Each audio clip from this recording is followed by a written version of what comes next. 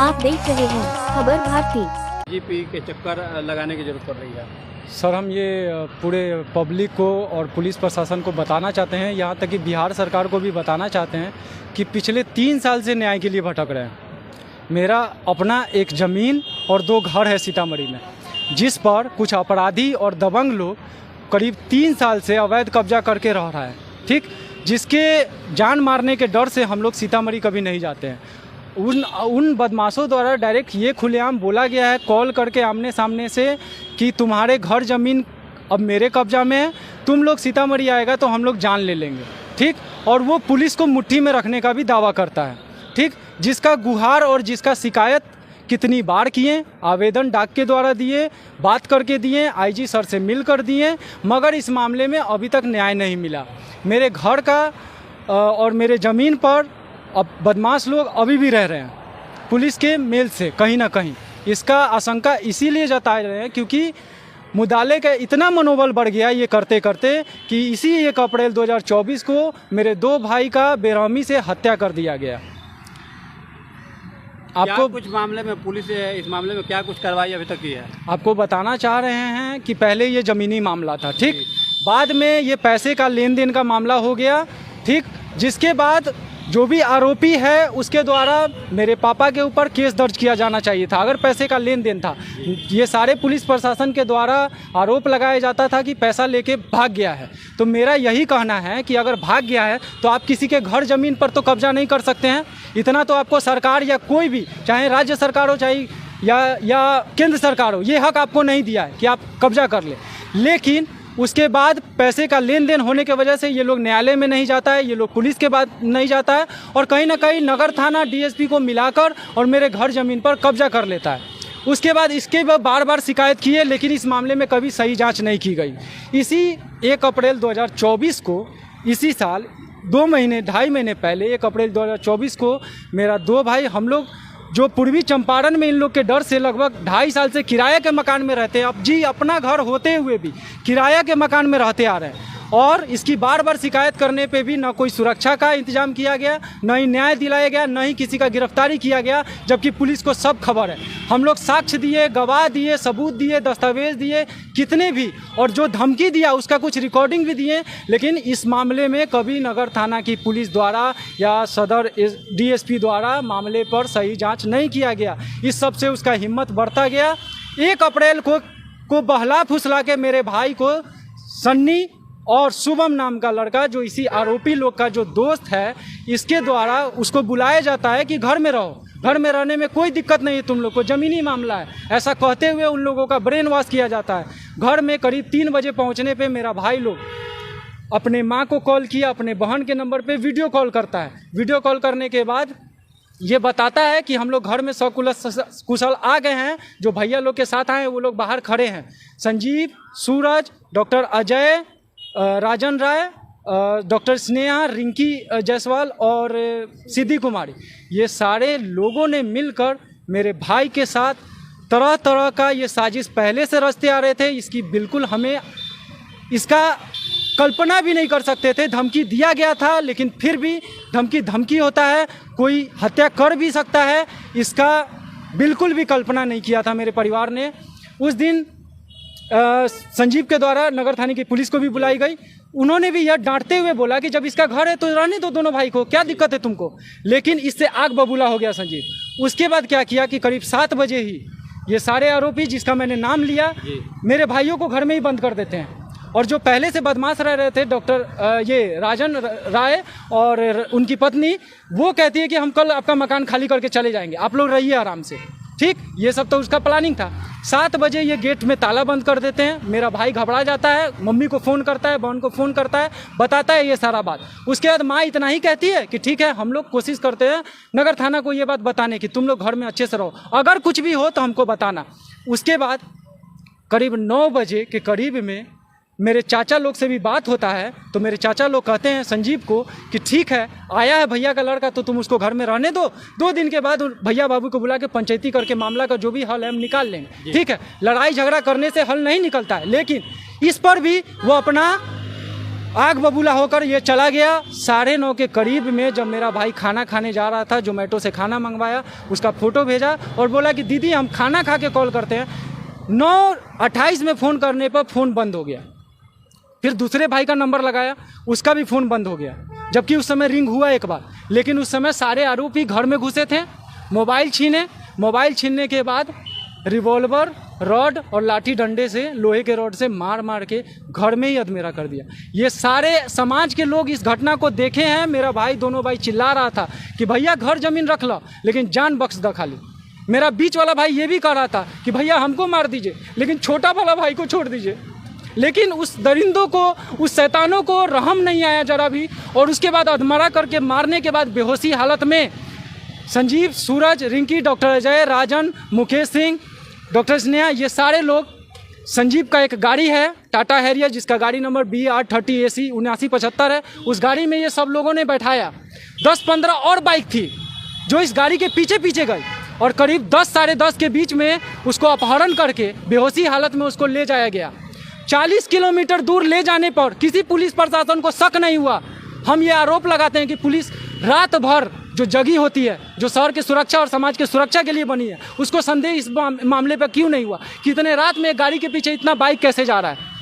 ठीक है, उस पर शक करते तो वो पता चल जाता। उसी दिन लगभग 10 बजे मेरी बहन नगर थाना और 112 के पुलिस को फ़ोन भी करी, लेकिन उन लोगों के द्वारा भी कोई जांच नहीं किया गया। अगर वो मेरे उन लोगों के द्वारा बहुत ही गंदे तरीके से जवाब दिया गया कि तुम लोगों का नंबर इसीलिए ब्लैक लिस्ट में रख देते हैं, तुम लोग बार बार शिकायत करती है, तुम लोग नौटंकी करती है। नगर थाना अध्यक्ष के द्वारा डायरेक्ट ये इल्ज़ाम लगाया गया, ये बोला गया। जबकि मेरी बहन रोते रोते बोली कि सर मेरे दोनों भाई का अपहरण करके ले जा रहा है, दोनों को बचा लीजिए।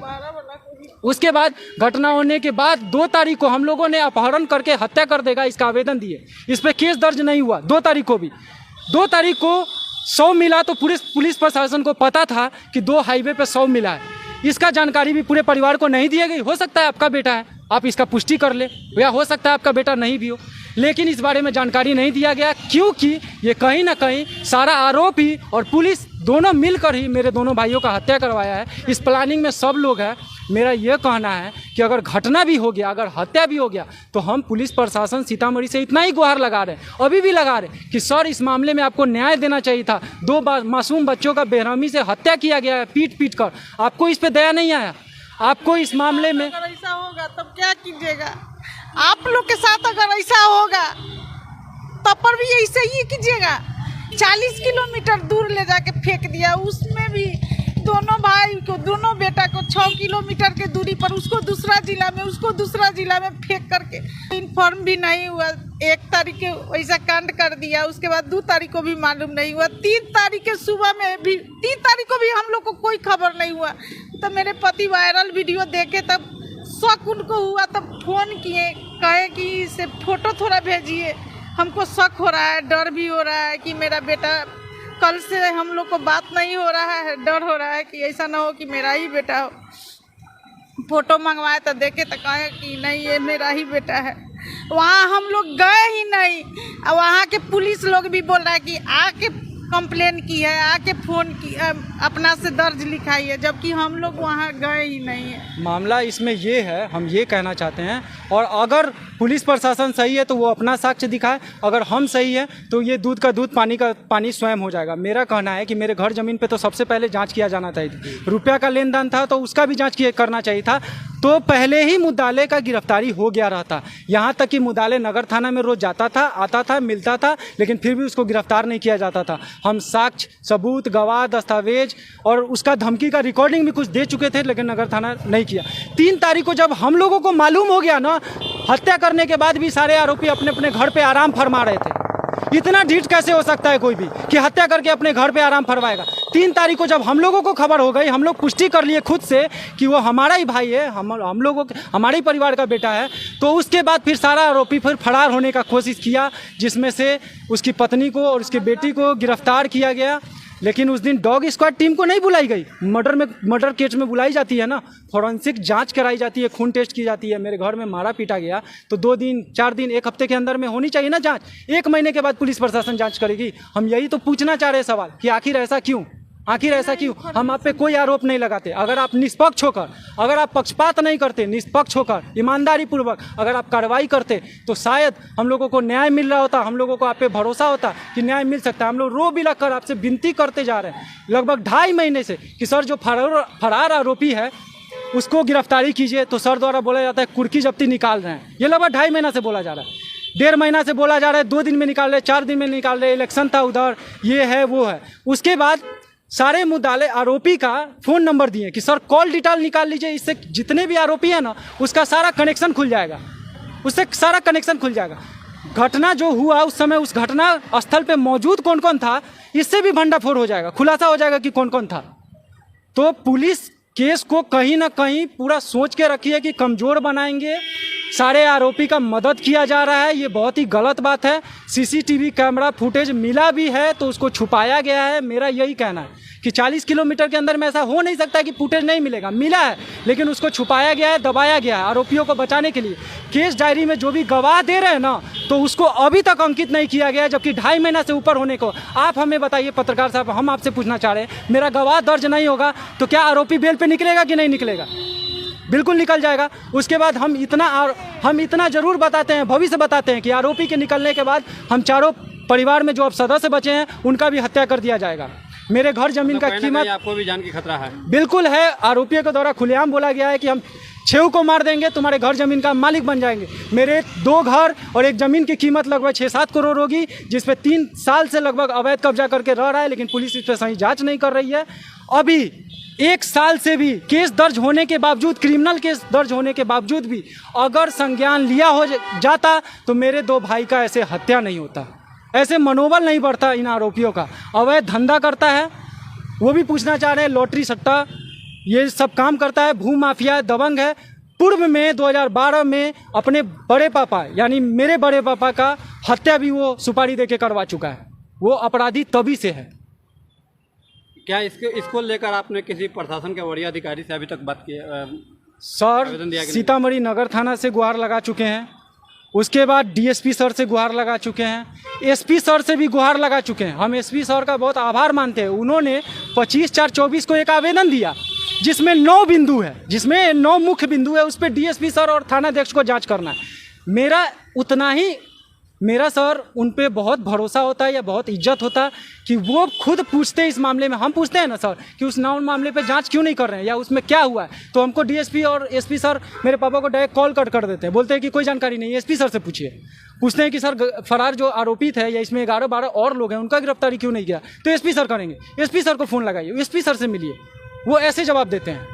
तो मेरा यही कहना है कि उस 9 बिंदु पे अगर जांच भी हो जाता ना डीएसपी सर के द्वारा और नगर थानाध्यक्ष के द्वारा, वो भी कितना ढीठ बने बैठे हैं, जांच कर देते तो हमें न्याय मिल जाता, हमें न्याय मिल जाता। हमको सुरक्षा चाहिए और अपने दोनों भाइयों के लिए न्याय चाहिए। मतलब सरकार से क्या मांग है कि सुरक्षा को लेकर मांग है सरकार? हम बिहार सरकार से यही मांग करते हैं कि सर मेरा घर है या मुद्दाले अगर क्लेम करता है कि उसका घर ज़मीन है तो आप कागज़ देखिए ना, कागज़ देखिए, अगर उसका है तो उसका कर दीजिए, अगर हमारा है तो हमारा कर दीजिए। इस मामले की जांच होनी चाहिए, दूध का दूध पानी का पानी हो सके। इस मामले में मेरे साथ चीटिंग किया गया है 2021 में ही। अभी तक सरकार में बैठे लोगों से आपको कुछ बात या मुलाकात हुई है कि नहीं? सर पहले आके उप मुख्यमंत्री सर से भी मिल चुके हैं सर, तेजस्वी सर से भी मिल चुके हैं सर, सबको आवेदन भी दिए थे हत्या के बाद भी। उन्होंने सर यही कहा कि ठीक है हम एसपी सर को कहेंगे इस मामले में उचित कार्रवाई करने के लिए, पर सर हमको कार्रवाई करते हुए दिख नहीं रहा है सर। हम इतना ही कहेंगे कि कार्रवाई होते दिख नहीं रहा है। कोई जानकारी पूछते हैं, मांगते हैं, बोलते हैं सर हम लोगों को घर में रखवाइए, सुरक्षा गार्ड दीजिए 2-3, हम लोगों को घर में रखाइए, हम लोगों का केस खराब हो रहा है, हम लोग न्यायालय आएंगे जाएंगे तब तो केस लड़ पाएंगे। अब आगे कहाँ से उम्मीद है आपको, क्या लग रहा है? उम्मीद हम हाथ जोड़कर बिहार सरकार से ये गुहार लगाते हैं कि या तो इसमें स्पेशल टीम गठित किया जाए या तो सीबीआई जांच कराया जाए। मेरा दोनों भाई बहुत निर्दोष था, बहुत ही छोटा था, उसका अभी पूरा भविष्य बचा हुआ था, बहुत ही कमज़ोर बन गए हैं, पूरा परिवार कमज़ोर बन गया है 2 जवान बेटे के हत्या से। उसकी बुरी तरीके से पीट के हत्या, ऐसा शैतानी हत्या मुझे नहीं लगता कि आज तक किसी ने बिहार में किया होगा। हत्या करने के बाद भी गाड़ी से कुचला गया। सारे आरोपी इतना शैतान बन गए कि उसके बाद सोचे कि पुलिस इसको एक्सीडेंट बना देगी, उसके बाद गाड़ी से उस पर रौंदा गया है। मारने के बाद भी उसके आत्मा को बहुत तकलीफ पहुंची है। मेरे भाइयों को बहुत दर्द होता है। हमको न्याय चाहिए।